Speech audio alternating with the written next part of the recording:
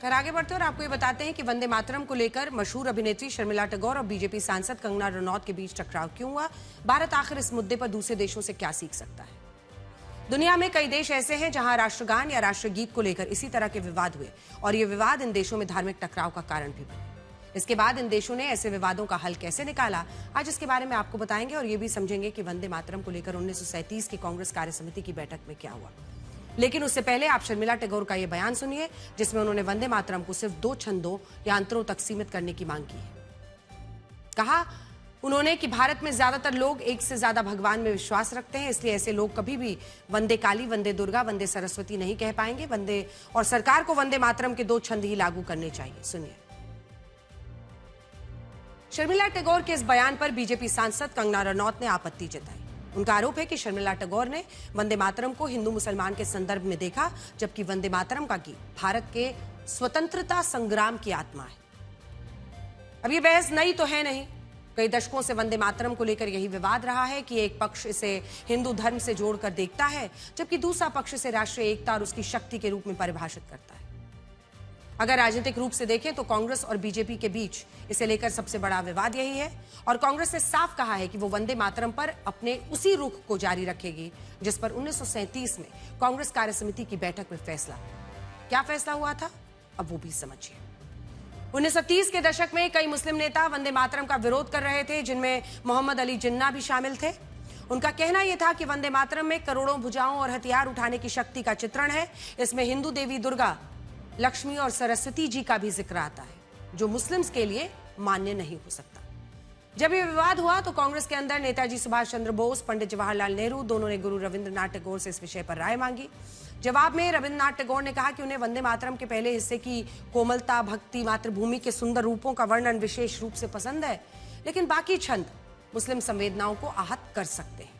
इस सुझाव के बाद साल 1937 जब कांग्रेस कार्य समिति की बैठक हुई, उसमें यह ऐलान हुआ कि अब ये राष्ट्रीय सभाओं में वंदे मातरम के केवल पहले 2 अंतरे गाए जाएंगे, बाकी छंदों को मुस्लिम भाईचारे के लिए छोड़ दिया जाएगा। उस वक्त मुस्लिम लीग और मोहम्मद अली जिन्ना ने इस फैसले का विरोध किया क्योंकि वो पूरे वंदे मातरम के खिलाफ थे। उन्हें यह भी स्वीकार नहीं था कि कांग्रेस की बैठकों में इसके 2 छंद गाए जाए। बाद में यही व्यवस्था चलती रही, लेकिन इसी साल वंदे मातरम के 150 साल पूरे होने पर केंद्र सरकार ने इसके सभी 6 छंद जो हैं वो अपनाने का फैसला किया। इसे लेकर एक कानून बनाया जिसके तहत वंदे मातरम का अपमान करने पर अधिकतम 3 साल जेल की सजा हो सकती है। अब ये तो पूरा विवाद हुआ, लेकिन आज हम सिर्फ इस विवाद की बात करने नहीं आए हैं। आज हम आपको ये भी बताना चाहते हैं कि दूसरे देशों में जब इसी तरह की चीजें हुई तो उन्होंने कोई रास्ता निकाला क्या। सबसे पहले बांग्लादेश का राष्ट्रगान आमार सोनार बांग्ला गुरु रविंद्रनाथ टैगोर ने साल 1905 में लिखा। ये वही साल था जब अंग्रेज संयुक्त बंगाल का विभाजन करना चाहते थे। उन्होंने इसके विरोध में आमार सोनार बांग्ला की रचना लिखी थी। इसी में उन्होंने मातृभूमि की मां के रूप में परिभाषित किया था, मातृभूमि को मां बताया था, जिसका बाद में बांग्लादेश के कट्टरपंथियों ने जाहिर तौर पर विरोध किया। उन्होंने कहा कि बांग्लादेश एक मुस्लिम बहुल देश है, वहां मातृभूमि को मां मानकर पूजा नहीं किया जा सकता। कुछ हद तक विवाद भारत के वंदे मातरम जैसा ही था, लेकिन बांग्लादेश की सरकारों ने इन आपत्तियों को हमेशा किनारे रखा। आज भी वहां का राष्ट्रगान यही आमार सोनार बांग्ला है, जिसे हिंदू पृष्ठभूमि से आने वाले गुरु रविंद्रनाथ टैगोर ने लिखा था। कनाडा दूसरा उदाहरण, जहां कई सालों के विवाद के बाद 2018 में वहां के राष्ट्रगान को बदला गया। पहले इस राष्ट्रगान में यह भाव आता था कि देशभक्ति का प्रेम देश के सभी बेटों में मौजूद हो, लेकिन बाद में इस पर सवाल उठे और यह कहा गया कि देश प्रेम सिर्फ पुरुषों और बेटों के लिए क्यों रहे। 1980 में अपनाए गए इस राष्ट्रगान को लेकर 38 सालों तक विवाद रहा। 2018 में इसे बदला गया और इस राष्ट्रगान में यह भाव डाला गया कि हम सभी में देशभक्ति का प्रेम मौजूद। साल 2021 में ऑस्ट्रेलिया ने भी अपने राष्ट्रगान में बड़ा बदलाव किया। पहले राष्ट्रगान में ऑस्ट्रेलिया को एक युवा देश बताया जाता था, लेकिन बाद में कई लोगों ने इस पर सवाल उठाए, कहा कि ऑस्ट्रेलिया को युवा बताना वहां के हजारों साल पुराने जो मूल लोग हैं उनके इतिहास का अपमान होगा।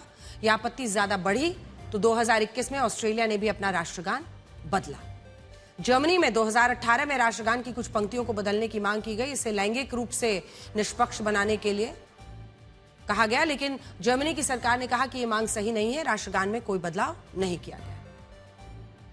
इसके अलावा इजराइल में भी राष्ट्रगान को लेकर बहुत विवाद रहा। वहां अरब मूल के इजरायली मुस्लिम अपने देश के राष्ट्रगान पर खड़े नहीं होते, क्योंकि उनका कहना है कि यह राष्ट्रगान यहूदियों की राष्ट्रीय आकांक्षा से जुड़ा है। और मुस्लिम्स की बात नहीं करता, जबकि इजराइल इन आरोपों को गलत बताता है। इजराइल कहता है कि उसका राष्ट्रगान पूरे देश के लिए समर्पित है और यही कारण है कि कई विवाद के बावजूद इजराइल ने अपना जो राष्ट्रगान है उसे कभी नहीं बदला और इसके अपमान के खिलाफ कड़े कानून बनाए गए। यहां बात सिर्फ इन कुछ देशों की नहीं है, जापान में भी राष्ट्रगान का काफी विरोध होता है क्योंकि कुछ लोग इसे उस दौर का प्रतीक मानते हैं जब जापान सैन्यवाद और साम्राज्यवाद के रास्ते पर चल रहा था। जब जापान की सरकार ने अपने स्कूलों में राष्ट्रगान गाना अनिवार्य किया तो कई शिक्षकों ने इसका विरोध किया और उनके खिलाफ कानूनी कार्रवाई हुई, लेकिन जापान ने अपना राष्ट्रगान कभी नहीं बदला और लोगों का असली भाव जो है इसका वो समझाने की कोशिश की। संक्षेप में कहें तो ऐसे विवाद कई देशों में हुए, लेकिन ज्यादातर देशों ने धार्मिक आधार पर अपने राष्ट्रगान या राष्ट्रगीतों को संशोधित नहीं किया, अपने लोगों को इसका सही मतलब समझाने की कोशिश की।